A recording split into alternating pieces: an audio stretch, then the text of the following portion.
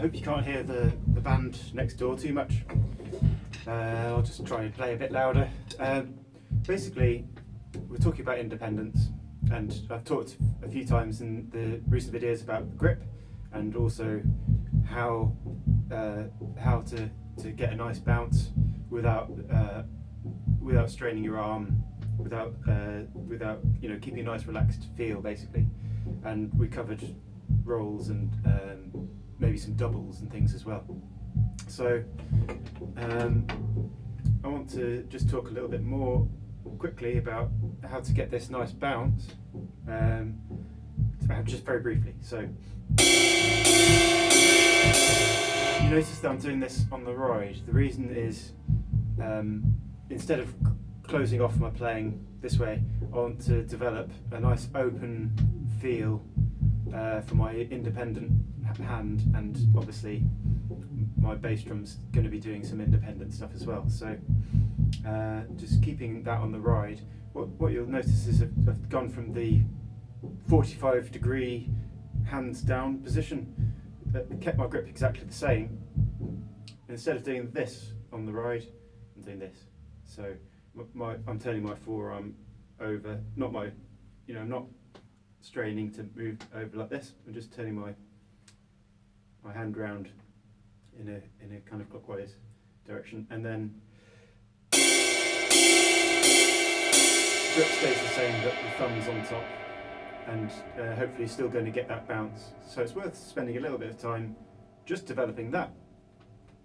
The slower you can do this, the better. So if you can keep your rhythm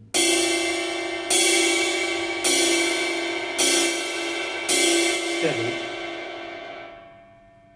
but also keep the stick moving, then you're onto a winner. You notice there the stick doesn't get stuck at the top here, I don't do that. So that's quite a tricky thing to get as well. So you're just keeping a nice steady once you can do that, you maybe work on the snare drum with the ride, or the bass drum with the ride. So you're only ever doing two-way coordination. You can make up your own patterns. Hopefully your kind of subconscious will guide you into doing a pattern that is helpful. And you might find within rhythms that you're practicing little kind of sticking points, and you can take those out of the rhythm and reduce it to a couple of beats and keep repeating it. So, say for example, one that's always difficult is 2 16th notes either side of an eighth note. So, or even better, a quarter note with the 2 16ths following it.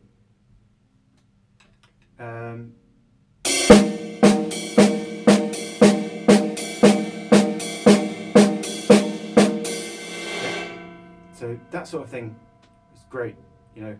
Again, you're going to bring in your left hand, doing something relatively complicated or relatively kind of hard to count, and try and stay aware of the one with your right hand. So you're going.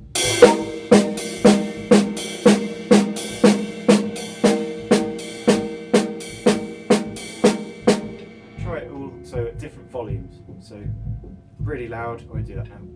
Really quiet, and sort of normal drumming playing volume, whilst you're still trying to keep the whole time that nice relaxed flow, and then speed it up. If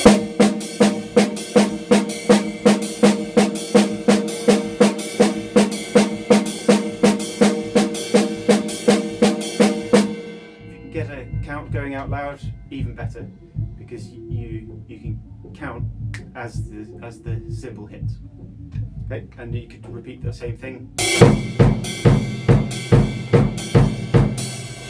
probably one of the harder rhythms. You could do something a bit more rhythmical. So.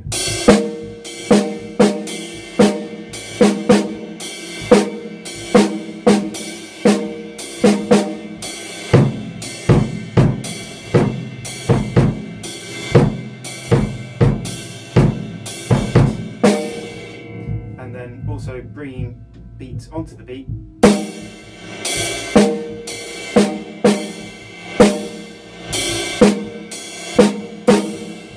Okay, so it's a very brief lesson. I don't want to tell you the specific things to practice. That's up to you to find, and it's very easy to write down some quarter notes and just pick a few offbeats within that and follow that, and then memorize it.